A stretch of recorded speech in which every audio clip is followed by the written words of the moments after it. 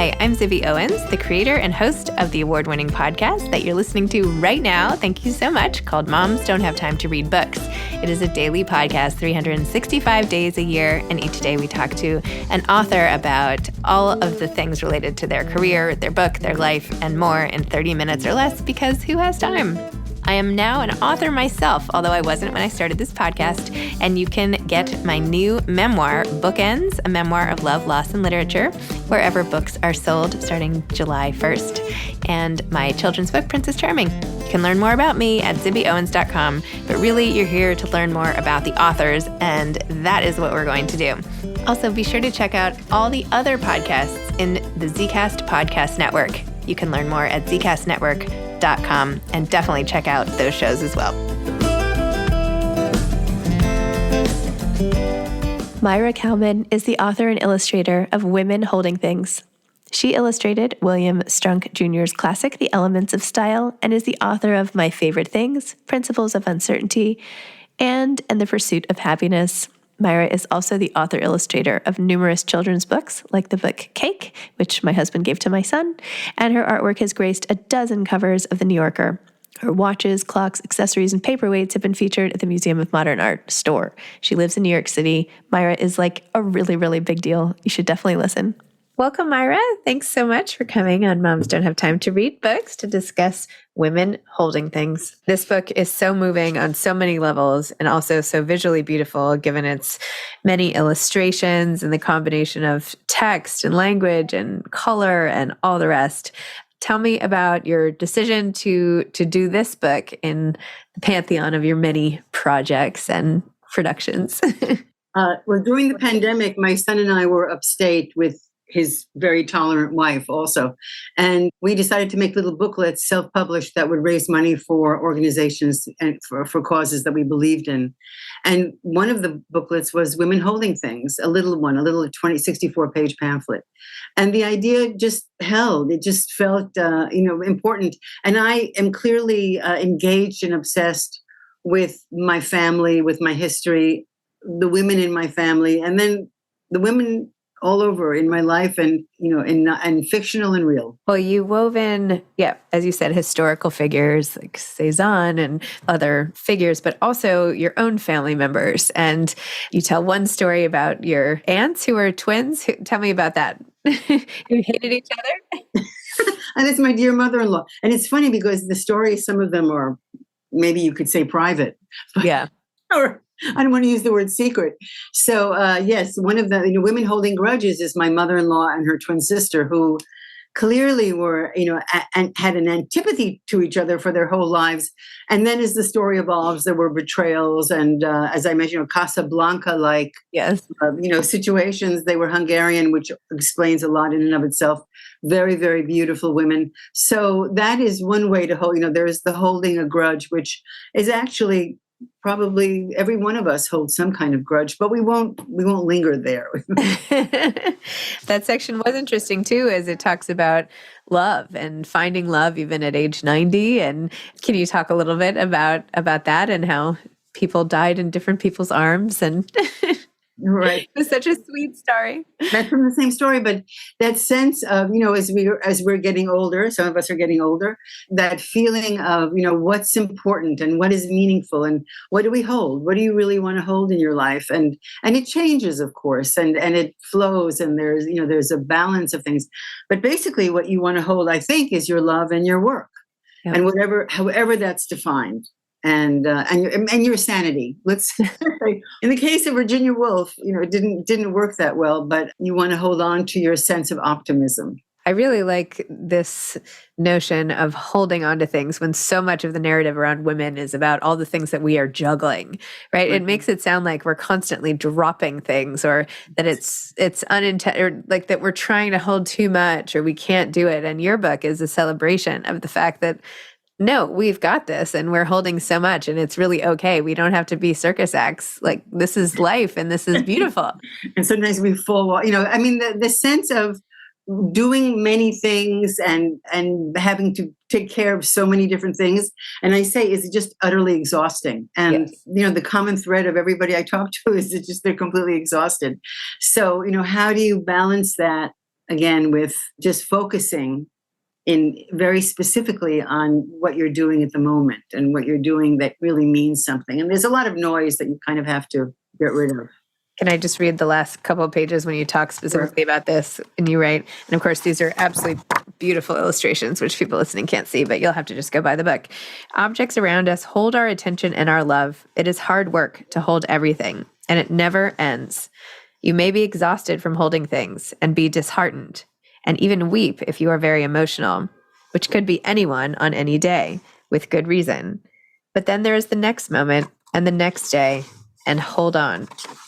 And you have to show you have to show the painting of the girl. I mean, hold on. Also, there's this very kind of a girl with a scowl on her face, clearly unhappy about something, holding a bunch of balloons. Yes. And that's the truth. You can't be some kind of happy-go-lucky thing all the time. No. So, we suffer.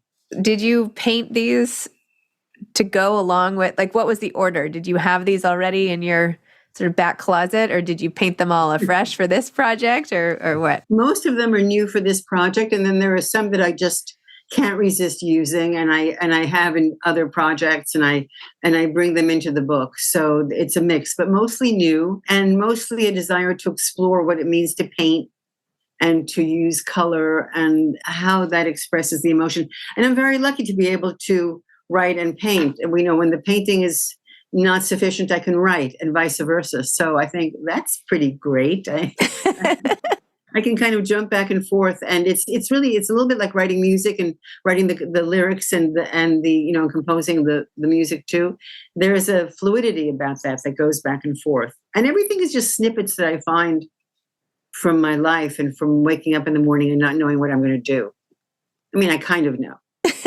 But not completely. I'm going to accidentally make this beautiful book called Women Holding Things. Exactly. Who knows? Yeah. That's what happened. I didn't know I was doing it. But yeah, I mean, it's actually a wonderful thing of the not knowing. I mean, I think that's something that I think about a lot. Like obviously we all don't know a tremendous amount, and we're aware of it because we go bombarded all the time. So it's kind of amazing to say, I don't know, but to be curious and to kind of have a certain way of wandering around and looking at the world, which is what I do. So I really do wake up in the morning, of course, as you know, and have coffee and read the obits and then go on my merry way. What's merrier than reading the obits? And so that sense of, I don't know what I'm going to see during the day, but I know I'm going to see extraordinary things, and I photograph and collect the images that kind of that hit my heart and that I fall in love with.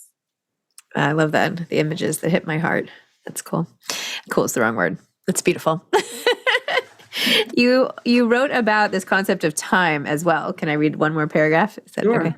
You said, my mother would ask us, what is the most important thing? We knew that the correct answer was time.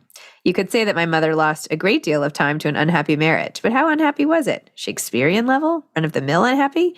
Impossible to say. I can't ask her because she is no longer alive, but she ultimately left my father and found her time. Finding time is all we want to do. Once you find time, you want more time, and more time in between that time. There can never be enough time, and you can never hold on to it. It is so strange. We live and then we die. So unutterably strange. That consumes, I mean, I can't imagine that doesn't consume everybody, the duality of we're alive and then at one point we're not going to be. And that that our mortality is a driver, obviously, on many levels of what we do. So it either, as I say, stops me in my tracks and makes me freeze, or propels me into wonderful activity.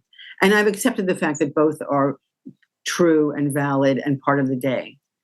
We can't have one without the other. You can't have the joy without the sorrow. And so sometimes frozen and sometimes jumping. Well, I do feel there's, this, I personally feel this sense of time all the time. I mean, I constantly feel like the hourglass is pouring through, and how can I get all the things done in today that I need to do before that day runs out? And, that knowing, of course, that at any moment it all could end, right? So what can I do? Like, would I feel good today if this was it? Like, would I feel, I don't know. So I don't know. I kind of envy people who don't have this top of mind all the time, because and I can't believe that they exist. But they do. I know. But they do. Yeah. They do. But I don't leave the house without making my bed and making sure the place looks reasonably good, so I won't be embarrassed in case I never return. I mean, I don't want to be that morbid, but but okay, why not be that morbid? I totally relate to that. I can totally relate. Everywhere I go, I'm like, okay, but would anyone know that I'm here in this random coffee shop? I didn't tell it. Like, if there's an explosion here, how long would it take? Like, I'm always going backwards. It's terrible. Right. But anyway. That's true. I do that too. As soon as I'm on the subway and I think somebody's just going to turn to me and kill me. And I think, oh, okay, that's not bad. No, I actually think that idea of how you end, and that if you have this kind of unexpected demise, and hopefully you've had a very long and happy life, then you think, okay, that's not bad. But I don't know if I don't know if we should stay with that topic too Okay. long. Well, we could transition to something like equally horrific, which is your mentions of the Holocaust here in your own family and what's happened, which of course gives context to this attitude, perhaps, or our worldview, this sort of collective loss, and your family in particular, and of course for all Jewish people, the sort of sense of that everybody's life was going a certain way, and then this catastrophe on such a massive scale can happen at any moment that nobody saw coming except for little signs. And so there's groundwork laid prior to this, sort of cultural awareness, right, that anything can change and life is not set. And you write about it. You say, like, what happened, of course. You have heard it 1,000 times before. They all perished, shot and dumped into a mass grave. And this is about your father's family. How do you hold on to that narrative? And yet, like, how do we hold on to the memory of all of those lost and still move forward? That's the inexplicable mystery of everything, that we do move forward. We do move ahead. We do find humor. We do laugh all the time and tell stories, because otherwise, otherwise, I don't know what forces within us, what mechanism within us has made that possible, but it is. And so so as I say, we carry the inexplicable, unutterable sorrow of personal losses in our lives. Nobody's exempt from tragedy, and the sense of the wonder and the awe of it all, constantly colliding. So we muddle ahead. I don't know. The answer is, once again, I do not know, but I'm happy that we do have those forces in us. Well, holding on to questions is still something to hold on to. Right. You had a page towards the beginning, Woman Holding Book, which I'm holding up again, which is absolutely beautiful. This illustration of a woman sort of lounging on this green chaise with these beautiful, sumptuous curtains, red curtains parted, just to see her reading. And of course, like, I am now a woman holding a book, looking at a picture of a woman holding a book and words that say woman holding book. So I feel like I'm definitely in this relationship myself here too.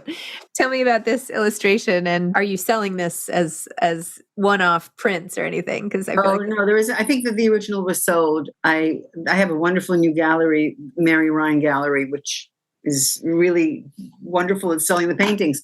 And it's from a photograph of a woman reading a book in a beautiful hotel in Morocco.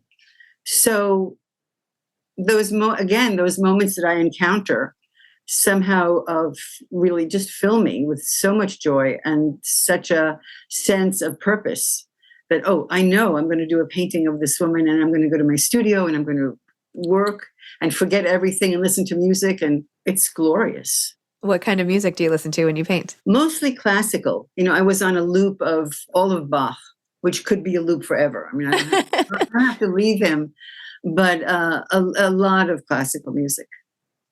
Wow. What an image. It sounds so peaceful.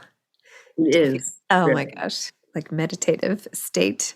How did you decide which one of the many to put on the cover? Why this one? Well, this is, I do a lot of collaborations with my son. We did Sarah Berman's Closet together and a lot of other projects. So we were designing together, and it's really fantastic to have a dialogue with a relative who likes you. Yes. So we happen to like each other tremendously, and also just have a sense of an aesthetic dialogue, the vocabulary of all of the things that we're interested in. And this is a woman that I saw on the street, and I stopped her and I said, "You are just so beautiful." And I only stop people as I told you, who I fall in love with.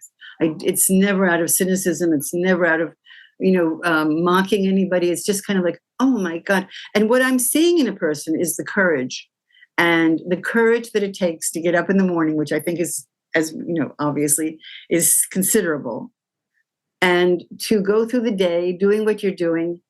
And then you decide what to wear, and you decide what to do, and you decide, it's just fantastic. So to go to those micro moments. And so when I stopped this woman, I said to her, I just love how you look, and I'm going to do a painting of you. So she was very thrilled. Not everybody is delighted. There was that one painting, the irritated woman holding the cabbage, Yes. which I saw at the farmer's market. And I said, and this is during the pandemic where nothing is going on and nobody is seeing anybody. And when I asked her, I'd like to take her picture, she was so irritated, as I say. I thought, where is she going? What is she doing? This is like a great moment in your life. Isn't it nice that somebody, at any rate, but then I also admired her for her honesty. So there's a lot of complicated stuff going on during the day that sorted out with a good night's sleep after watching a good murder mystery. So yeah, the day ends early and murder ensues. Wow. Okay. Kind of a contrast to the charming piece of your work. Now you're scaring yourself silly. But okay. No, you know what I'm doing? I'm engaging with somebody who's solving problems and making it okay. Which is not that far from reading the obits, which is, as we say, is about life and about getting a jolt of importance. Yep. And the decision making. So to me, that's the kind of the bookends, holding the bookends of watching a very smart, like Hercule Poirot, or of course Miss Marple, go to the standards, solving things while knitting or making a nice dish. Yeah. Lovely. Okay. I'd never thought of shows that way.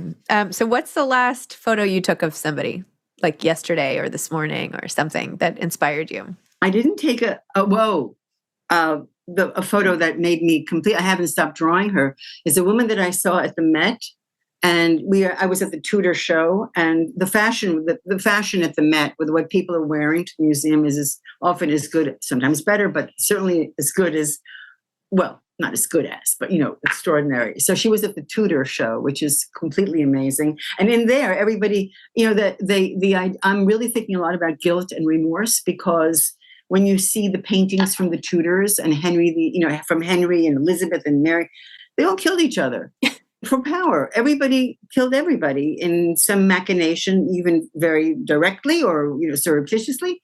And I think, look at that. And they don't seem to have any cards on the wall saying how guilty they felt. So I think about that, like, what is the level of responsibility? And this is 500 years ago. Are we too polite right now? But at any rate, no, that's not true. Of course, it's good to be kind, I guess. At any rate, there was a woman there wearing this huge necklace of lapis lazuli on a black sweater. She was teeny, teeny, teeny. She was walking with a cane, and she had fantastic bangs and a page boy. And I thought, this woman is stupendous. So I took a picture of her, and now I'm thinking about guilt and jewelry. Huh. Oh, I love that. That's awesome. Okay, so after Women Holding Things, what is next on your publication schedule here? You must have other books slated. I have books. What's next on my agenda is an installation of Sarah Berman's Closet, which will be in Florida, in Sarasota in the winter. And in the next iteration, I'm doing a book about knowledge. Interesting. You can believe it. I can absolutely believe it. And it's multi-volumes. It's a compendium of knowledge. But it's too vague right now, but that's where I'm going.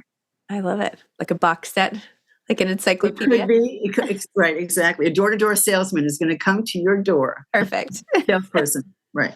So that's what's happening. And hopefully more booklets with my son, and more and surprises. The phone rings or the text comes, whatever it is now. Love that. And are you reading anything good? I'm reading so many good things that I don't even know what to do. And that's one of the things about time.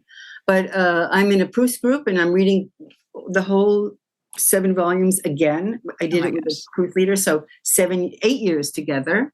And now we're starting again because I thought it's either a mental institution or reading Proust. I'm not kidding. I highly recommend it for anybody who's having any problems with anything, which is everybody, to read Proust. We have a Shakespeare group with the same wonderful woman, Bridget Brine. And in between that, I'm reading Sophia Tolstoy's diaries, which are amazing. They had 13 children. Wow. And a tempestuous life together. Of course, as you know, he famously ran away from her at the end after he'd gone a little bit mad, perhaps, or they drove each other mad. And I just read Claire Keegan. I'm reading Natalia Ginsburg. I'm reading Clarice Lispector. There are a lot of side dishes to my Proust and Shakespeare. They're not side dishes at all, but it's a wonderful. I have so many stacks of books that some of them are mystery stacks, of course, like we all have. Wow. But it's a great thing. Amazing. Well, you're just so vibrant. It's like your mind and your creativity and these colors. And that's like all I can think to say. Everything about you seems so vibrant and intellectual and curious. It's wonderful. Really wonderful. Well, usually or sometimes. On a good day. On a good day. Exactly. And I wish there were many of. So thank you. But there was something in here about holding on to a bad mood, or wasn't there something? Yes. Well, that's the way it is. Holding on to a bad mood and holding on to a bad mood after having a bad dream. Yes, that's right. But my attitude and dreams, just like can set you off for days after you had one. You think like, what is that? But now I'm looking at it more as cinema. That I'm going to a double feature that I didn't know what I was going to see. So it's kind of I'm not taking it so personally, which I don't even know what that means. But I'm trying to view it as where's my popcorn and soda? Love it. This movie. Interesting. Yeah. Sometimes like the weather just comes in and out. Exactly. Yeah. Stand your ground.